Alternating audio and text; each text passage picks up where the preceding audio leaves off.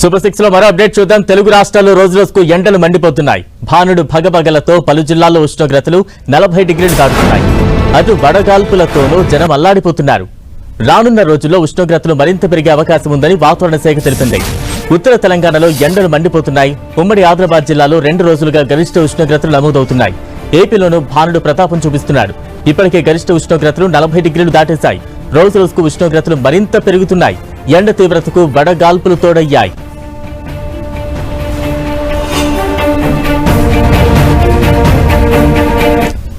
రోజు రోజుకు ఉష్ణోగ్రతలు తీవ్ర స్థాయిలో పెరిగిపోతున్నాయి. తాజా అప్డేట్స్ అందించేందుకు మా ప్రతినిధి ప్రేమ్ సాగర్ సిద్ధంగా ఉన్నారు. ప్రేమ్, గత 2-3 రోజుల నుంచి ఉమ్మడి ఆదిలాబాద్ జిల్లా వ్యాప్తంగా టెంపరేచర్స్ అనేటివి చాలా ఎక్కువ మోతాదులు నమోదవుతున్నాయి. మార్చిలో గతంలో ఎన్నడూ లేని విధంగా ఈసారి ఉష్ణోగ్రతలు నమోదవుతున్న పరిస్థితి ఉంది.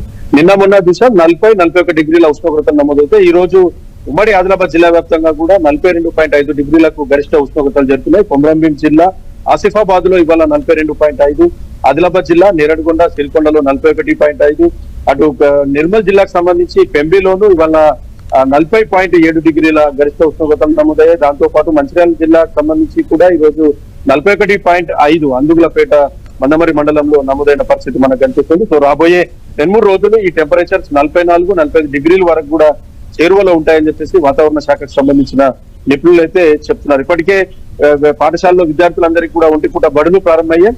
మిట్ట మధ్యాహ్నం బయటకు రాకుంటే మంచిదని చెప్పేసి వైద్యులు కానీ వాతావరణ శాఖకు సంబంధించిన నిపుణులు చెప్తున్నారు. అక్కడక్కడ పూర్తిగా వడదెబ్బకు సంబంధించి కొంత కేసులు నమోదవుతున్న పరిస్థితి ఉంది. కొద్దిగా నీరసము లాంటిది కానీ ఫీవర్ లాంటిది వస్తే ఖచ్చితంగా ఆసుపత్రిలో సంప్రదించాలని చెప్పి చెప్తున్నారు. ఈసారి మార్చిలోనే 44-40 డిగ్రీల గరిష్ట ఉష్ణోగ్రతలు ఉంటే వచ్చే ఏప్రిల్ మేలో ఇంకా ఎక్కువ గరిష్ట ఉష్ణోగ్రతలు నమోదయ్యే అవకాశం ఉందని కూడా చెప్తున్నారు. సో వాతావరణంలో మార్పులతో పాటు భూగర్భ జలాలు కూడా ఎండిపోయాయి. కొంత అధికారులు చర్యలు తీసుకోవాలన్న డిమాండ్ అయితే మనకు చాలా స్పష్టంగా.